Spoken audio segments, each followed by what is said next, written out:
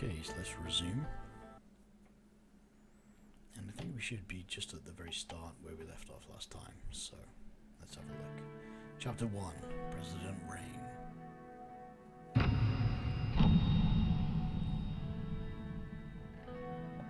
Two weeks have passed since we won the election.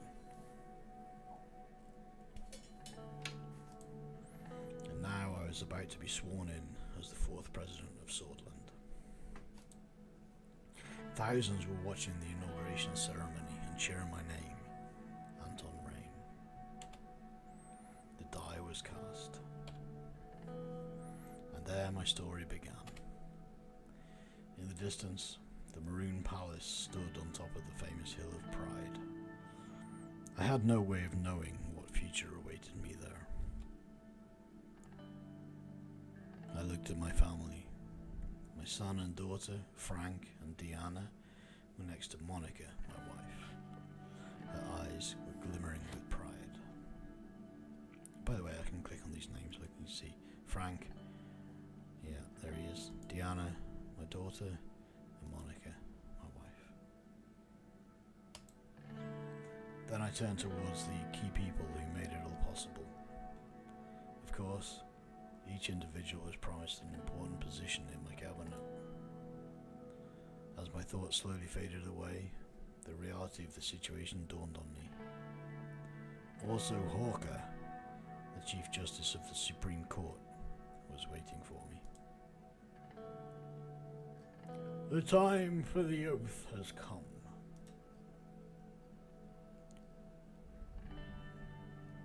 I'm ready. Please repeat after me. I do solemnly swear. I do solemnly swear. I do solemnly swear that I will respectfully execute the office of the President of Swordland.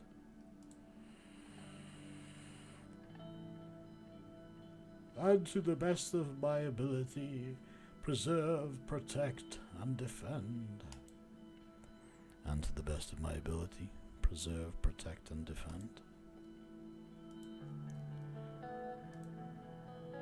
And defend the people and the Constitution of the Republic of Swordland. You may now deliver your inauguration speech, Mr. President. Thank you, Mr. Hawker. So here we go, so I can choose what my speech consists of. So let's have a look now.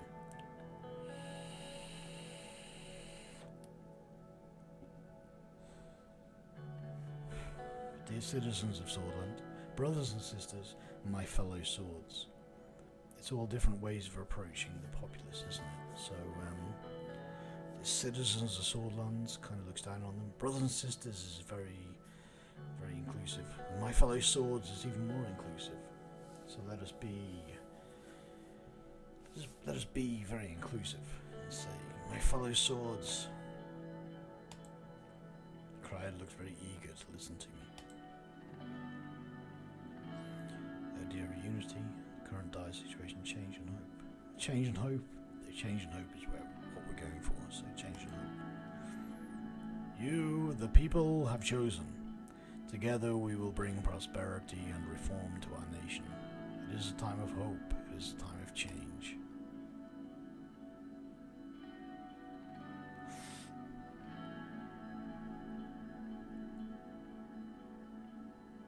More decisions here.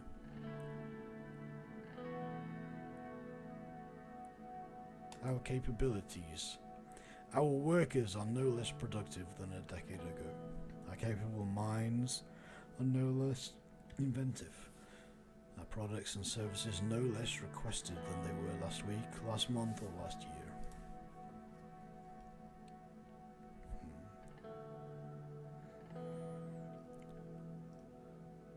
Stop recession and eliminate poverty. The future awaits us. Rewrite the broken constitution. Well, I think the key right now is the recession and poverty, so let's stop that.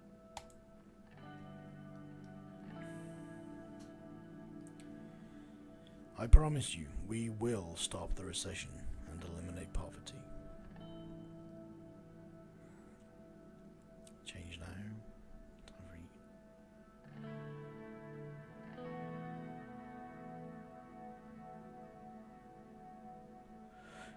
Change now, I think, has to be the option. Change now. Not in the next decades or years. Today. Hundreds of thousands cheered. They were shouting my name in unison. I felt the responsibility, the power and the burden all at the same time. Raise fist, wave, or enjoy the moment. Not wave. I think wave. Wave. Hey everyone. Hey. I'm waving. I took a long look at the people of Swordland to burn this moment into my memory. One of the presidential guards came by to notify that it was time to leave. I made my way to the leading car in the motorcade. The presidential state car was a jet black Cadillac with flags of Swordland above the front headlights. Next to it, a man was holding the door. Serge Volner. Hello, Mr. President. Still under the effect of the speech I made, hearing my new title made me smile. If you will allow me to introduce myself, I am Serge, your new driver. Nice to meet you, Serge. It's an honor. He respectfully bowed his head before opening the car door and gesturing inside. I entered the car. We will be heading towards the palace. The motorcade began to move. On the way, Serge proceeded to explain his duties as a driver. As minutes passed by, I found myself lost in thoughts again, barely paying attention to what he was saying. He suddenly made a gesture towards the now closer palace. Isn't it a beauty? The Maroon Palace? He was right. Sunlight glinted off the palace's many maroon-coloured domes. It was so bright that I had to look away. Every time I look at it, I am reminded of my duty to this nation.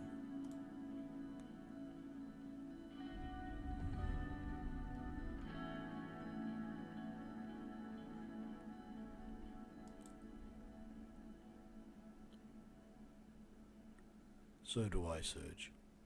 It is the beating heart of the nation, after all. Well said, Mr. President. The car drove past the majestic gates, continued uphill to the entrance, and stopped in front of the doors. Serge got out of the car and opened the door for me. Have a great day, Have a great day, Mr. President. I'm Morgna Weskor. He referred to the famous Swedish phrase from the times of revolution. Morgna Weskor Vectern Sista, which meant, morning will come, victory is close. Vectern Sista, Serge. I made my way upstairs through the extravagant corridors of the palace. Marble and engraved wooden finishes decorated the interior.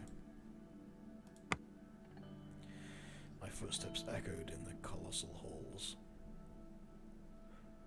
The guards bowed their heads in respect as I opened the massive doors to my new office.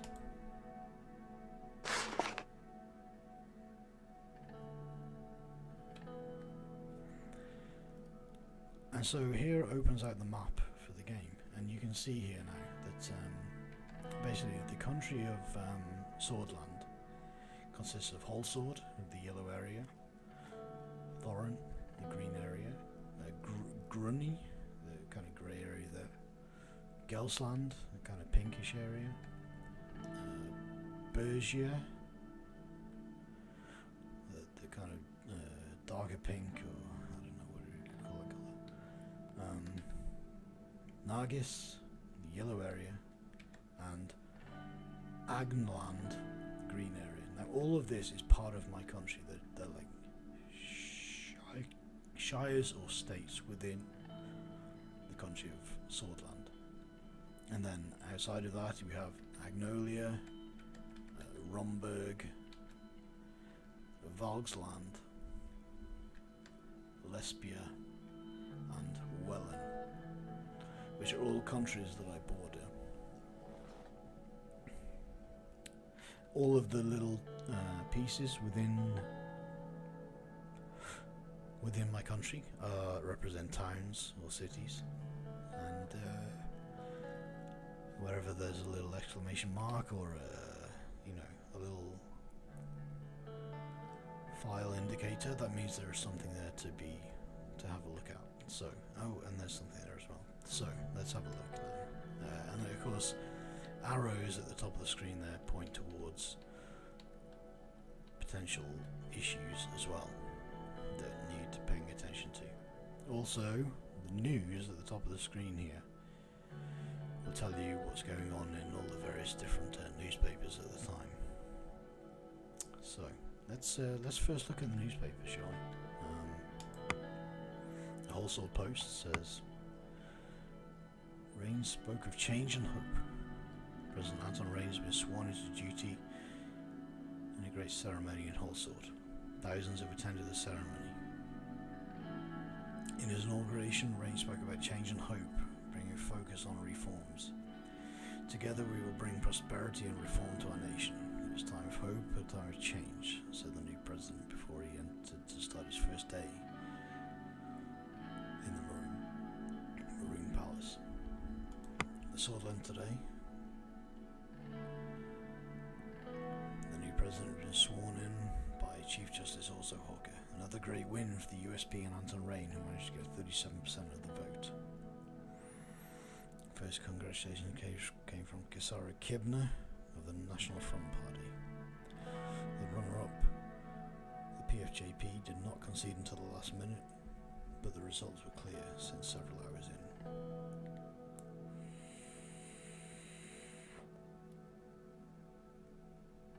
Thousands of supporters have gathered in the streets of Whole Sword, chanting campaign slogans, waving flags and displaying USP party banners to display unwavering support to the newly elected president. The public mood is very positive in the capital from all accounts of the crowd.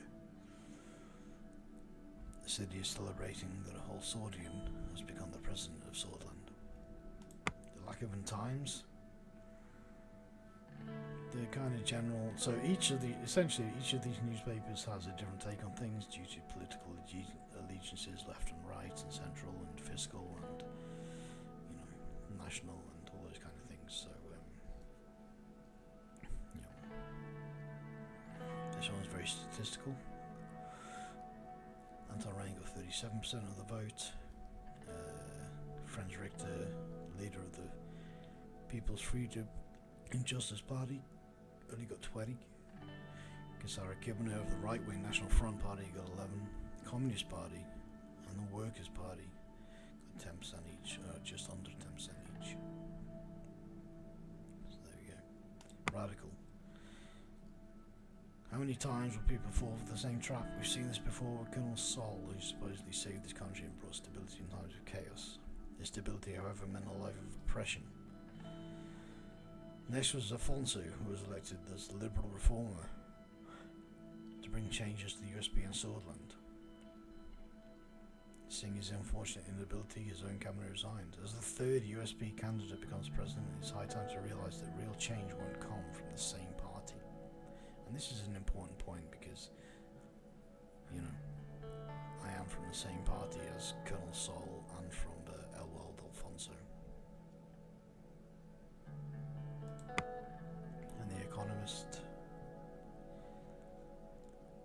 After the recent successful mega infrastructure projects from United Cantana and Valgsland, United Cantana read China and Valgsland, well, difficult to pinpoint exactly who they might be. In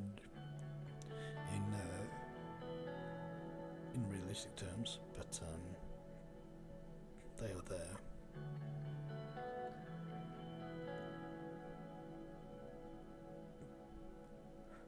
So these guys are basically saying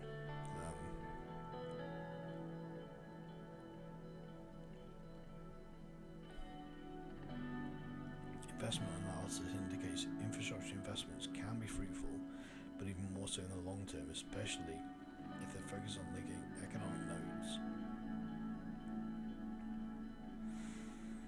It's the first step. The crux of the matter is diversification of investment, where the government supports employment and growth. The government's role in Swordland should be to integrate the world economy and reap the benefits of economic growth and income inequality in this country won't be fixed otherwise. Okay, so there you go. So different points of view, different newspapers, different media with different, perspectives and goals, I suppose. So let me zoom out. So Romberg. Right, let me touch on. Let's just go round from here, shall we? So Magnolia. Read the report of Magnolia. Congratulations from Prime Minister Van Horten. Prime Minister Van Horten congratulated us on our election and praised our party's stance on just and transparent elections. He signals his wishes to continue the trade partnership between our countries as equal partners, as opposed to earlier trade deals which he believes gave Swordland unfair advantages. From Volksland, congratulations from Chancellor Hegel. Chancellor Hegel sent his congratulations on your great victory and wished for close cooperation between our countries in the future. Hegel signalled concessions from Volksland in case of a promising trade deal. He congratulated the Swedish democracy for the successful elections and warned us about the threat Arcasia's growing influence poses for Eastern Makopa. So let's read Eastern Makopa as in Eastern Europe, and Arcasia as America, essentially. Let's read that as that.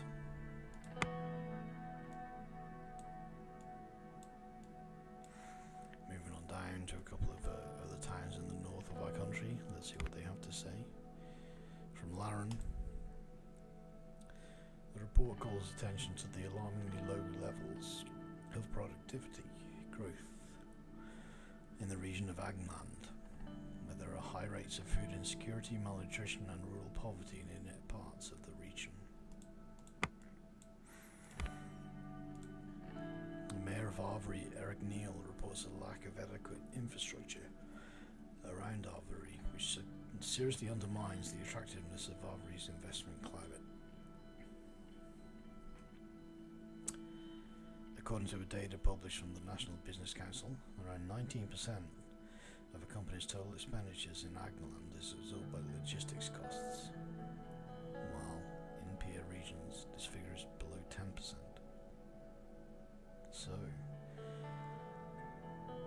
Agland businesses are spending a disproportionate amount on logistics. There's an important point. And something actually to make a note of. So one of the things I can do here is to make a note, and this is something I didn't do in my first playthrough. And this seems like it might be an important point. A disproportionate. God, I can't spell. Amount of money on logistics versus other states. Okay, thank you. That's useful. Moving down the city, the country, and we find the city of Lakoven. Let's read their report. The latest marine traffic report shows the port of Lakoven is no longer the busiest of the Makopa continent, falling behind to the third position. While this is a negative indicator for our administration, Lakoven still has the potential to shine again as a major trading centre. The port of Lakoven is the largest port of Swordland and holds enormous importance for the economy. particularly as the main distribution centre linking the capital and inner parts of Sword to the rest of the world. This major port city will hopefully keep supporting a possible economic upturn if investment projects succeed. Okay, so lack of funds important for the economy, essentially. And then coming around here, so we have it's from Welland from the southwest. President Smolak sent his congratulations, signalling a desire to normalise the diplomatic situation between the two countries. And then Lesbia to the south. Prime Minister Alvarez congratulated a few of the results. He spoke about his hopes to have a beneficial partnership deal in the future. He sent his best wishes to the Swedish people, but he also warned us about the threats of the encroaching millennialist influence of United Contana from the east. That would be the China, sort of fake China, emphasizing the importance of unity on our continent, Makopa, i.e. Europe. And then finally the capital, Holsword. What's happening here? Read the report from Holsword. The mayor of Holsword reports that the rising population and fast urban expansion has resulted in high levels of congestion in the city's traffic.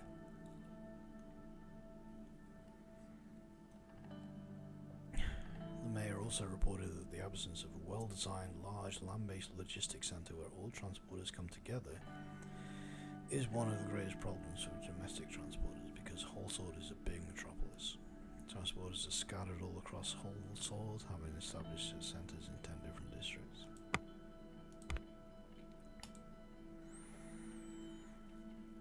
The General Staff convened right after the election to congratulate our victory.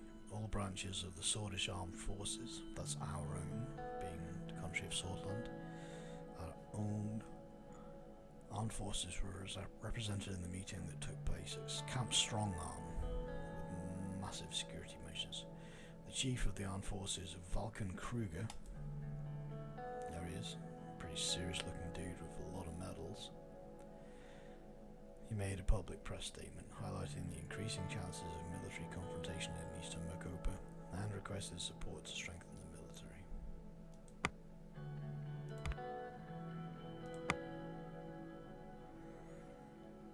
So here we go into our first meetings of the game. We have 2 meetings to attend today. A briefing of the current political situation and a briefing on the current economic situation. So let's go for political first. Peter Vectin arrived a couple of minutes early and sat across from me. He was struggling to hold back a smile. Peter Vectin, of course, being our best mate from the run-in and from the prologue. So, hey Peter, how's it going, man? Yeah, we did it, Anton. We won, finally. All those games we played with the media paid off. Peter's eyes sparkled. The strain of the past months had put a dampener on his usual reckish charm, but today he was looking and acting more like his old self. He loosened his tie and undid the top 2 buttons of his shirt. Enjoying the new secretary I picked out for you? Thought you'd appreciate her gorgeous set of talents. It's a shame the rest of your staff aren't as easy on the eyes. He gestured to the slight paunch that protruded over his waistband. Waistband. But hey man, back in university, did you ever imagine that we'd be sitting here in the Maroon Palace? We have to celebrate this great victory. Let's see now. Let's celebrate. We'll celebrate at the ball tonight. Well, this is not the time to celebrate, Peter. Hey man, we'll celebrate tonight, eh? Yeah, we'll celebrate tonight at the inaugural ball. Just hang in there until the evening. Looking forward to it, man. Evelyn hopes to congratulate you in person there. Good to know. It's been some time since the last time I saw her. I'm sure the kids would love their Uncle Peter. We'll see each other at the bowling. Friendly man. Good to know. It's been some time the last time I saw her. I think it was Frank's birthday, man. We've barely had enough time for our families over these past few months, haven't we? So Frank being my son, by the way, just as a reminder. Petter had a wistful look in his eyes. He and Evelyn had never been able to have kids of their own. Evelyn being his wife, that is. During our campaign, the opposition had floated the rumour that he'd fathered illegitimate children during his wilder years, but it had never been substantiated. The door swung open and Lucien Galad, my chief strategist, walks in. He was a compact man with sharp bird-like features. After briefly surveying the room from wall to wall, he sat down, poured a glass of water and opened his briefcase in a series of quick, graceful movements. Gentlemen, the tall case clock in the room struck 3 o'clock. Damn, man, you're exactly on time. Hello, Petter. Lucien then turned towards me. He very slightly bowed his head. Hey, Lucien, how are you? I am ready and able, sir. Lucien spoke in soft, clipped tones that immediately drew your attention towards what he had to say. Petter and I waited for him to proceed. Shit, I need a different voice for him. Let's start by evaluating our current situation. The majority of the Swedish people demand change. They are more concerned about the economy than the constitution, but they blame the system for their own problems. People are losing their trust in our democracy, man. What do you think radicals like Bernard Circus are becoming more popular? Everyone's expecting us to bring the challenge of the last government did not. Franz Richter, leader of the Reformists, believed that true change can only be accomplished by transferring some of our powers to the Assembly. I will move into the details of their demands shortly.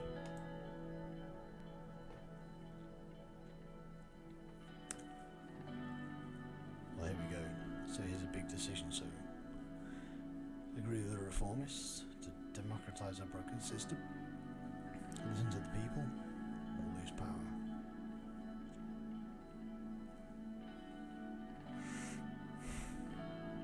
Bernard Circus, by the way, over here, Swedish poet, acclaimed for his lyrical flow, and was regarded to be the leader of the Swedish avant-garde. His early writing was heavily influenced by the social, cultural, and economic problems of the home city of Dare. He's a romantic communist. Blah, blah, blah, blah. In 1950, Bernard returned to Sørland following the departure of Tarkinsson. He organized strikes against the government. He ran as an independent and became the first communist to be elected to the Grand National Assembly.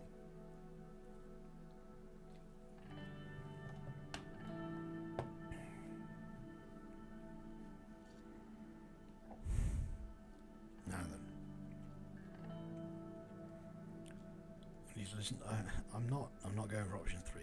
That's hanging on to power to what we already have. I'm not doing that. So, we need to listen to the people, or we agree with the Reformists. Our response is to democratize our broken system.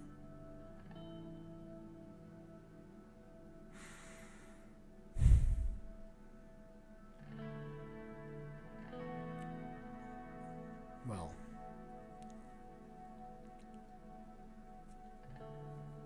we need to listen to the people. That is surely the ambition. We need to listen to the people. So, option 2. We need to listen to the people if we want to serve this country. Well, that's exactly what we campaign for, man. A true change that will move the country forward. We will need many allies against the old guard in the government. Mr. Richter managed to persuade many members of Assembly to give their support for drafting a new constitution. Reformist politicians are quickly increasing in number.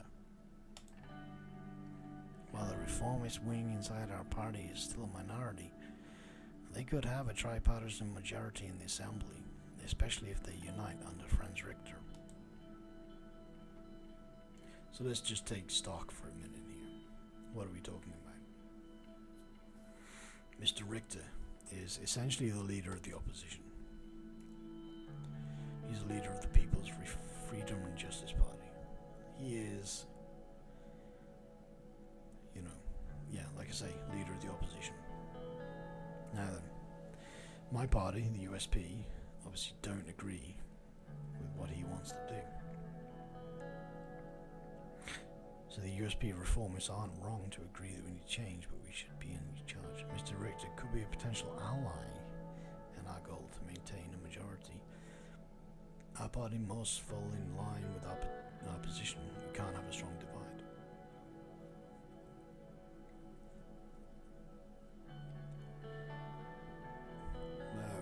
This is where it gets tricky already, Franz Richter is the opposition. But, what I'm trying to get done here, I'm trying to get reform. I feel like I need his side, so I'm going to go with Mr. Richter. I think he could be an ally. He's definitely a key in this. Hey man, but the reformist demands are clear. They want to limit the president's veto powers, ensure that the Supreme Court is independent, and take away the court's right to vote on constitutional amendments. So Petter has a point here.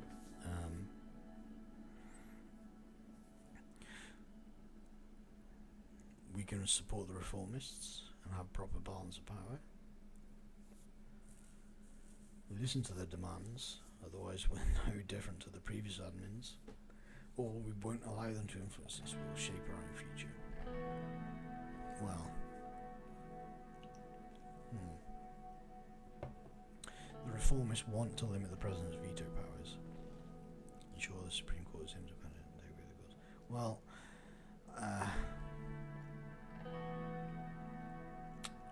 no, I won't allow them to influence me.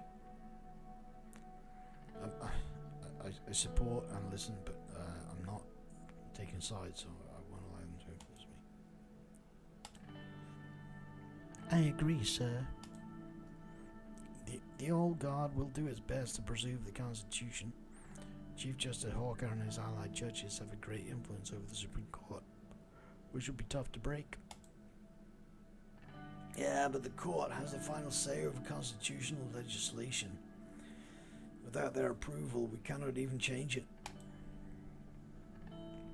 Okay, you both have good points.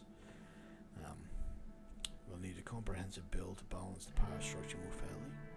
Or we must break the power of the Supreme Court, or go against them.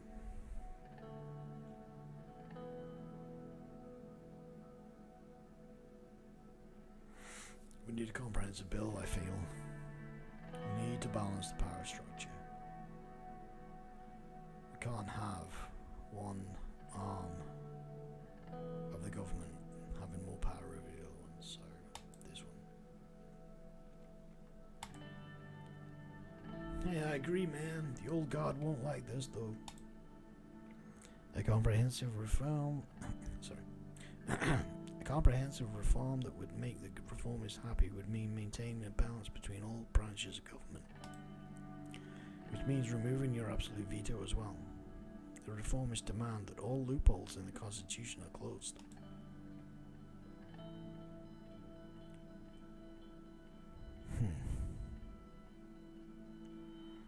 It looks like we have many challenges ahead. Hey man, we can figure it out. Our party still holds 130 out of 250 seats in the Assembly. We've got the power. However, to reform the Constitution, we must receive a two-thirds majority in the Grand National Assembly, which is 166 votes, and a simple majority in the Supreme Court that equates to 6 votes. After we have settled on how to proceed, we will need to talk with our party figures. Our first goal must be to get the 150 signatures needed to start the process. following the green light from the USP, we will reach out to the other party leaders to see if they will back our draft. The last step is to convince the justices of the court. The entire process will take a long time, but we must start working with the Reform Committee to evaluate all possibilities for a new constitution as soon as possible. Okay, chaps. This is a big decision already, but we will either write a more democratic constitution. We should still give me, as the president, wide-ranging powers, or we could work with the old guard to protect our existing executive powers. No. I'm here to make changes. So I'm going for the democratic constitution. Come on. We've got to make this happen. So come on, boys. This is what we're doing. We will write a more democratic constitution with the reformists. That's what we've been preparing for eternally, man. Don't forget that promise is what got us elected. The key thing here will be strengthening the power of the assembly, which we already lead with a majority. Better not an agreement. Yeah, man. The divisions of power need to be rebalanced for a better Swordland. According to the initial draft we made with the reformists, there are 2 changes to the Constitution that are not open for the discussion. First, the Supreme Court will no longer vote on constitutional amendments. Second, the President's absolute veto will be taken away. This can be replaced with the limited veto system by fixing their current loopholes.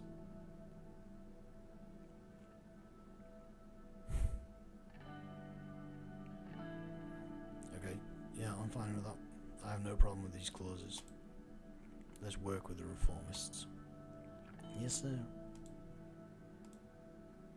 We will form a reform committee together with all parties and start reaching out to all the stakeholders in the Assembly and the Court for a new constitution. By later on in the year, man, we should have an idea of the reform contents and what the other parties want. Another important note. We must be aware of the Lotharberg Group. The oligarchs convene under this organization to influence their economic policies. Conrad led it for a long time before falling ill. The new leader is Mr. Walter Tusk. According to our reports, some members of the National Business Council are in their pockets. Tusk and the group will surely try to bribe us in exchange for special economic protections. Okay.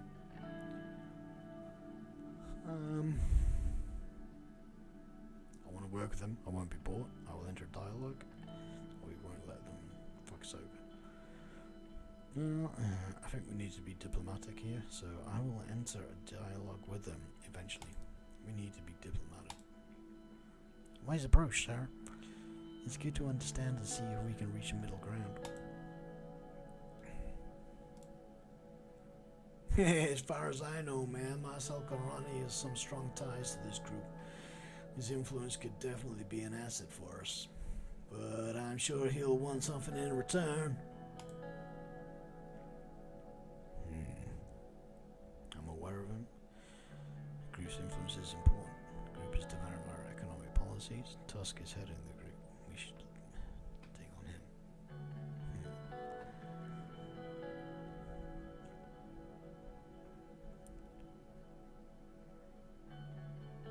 The group's influence is important for us, I think. One that we should use to our administration's advantage. Hey, if we can get them to side with us, it all depends on what benefits we can offer and what the leader wants. We need to tread carefully on all sides with the power players to survive our term. I need to underline the seriousness of this situation. The military and the general staff are a powerful element in the state, and as history tells us, a dangerous one too. We do have some room to make structural changes by reducing their budget, for example, but it is quite limited.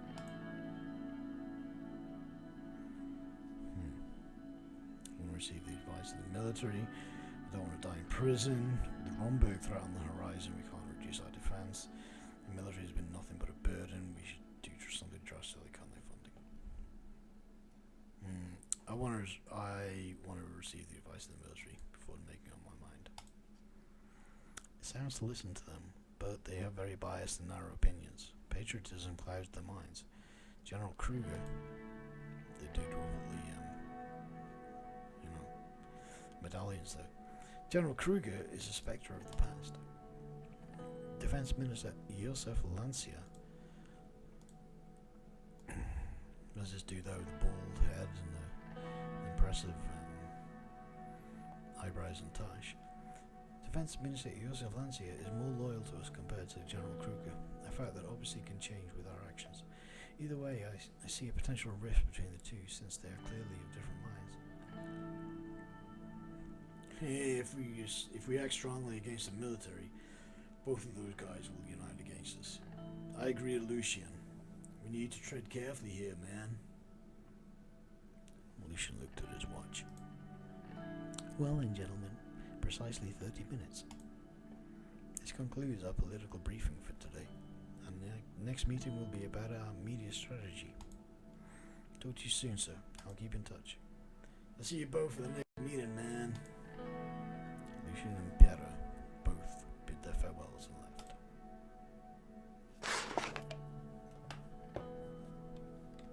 How am I doing? Whoa!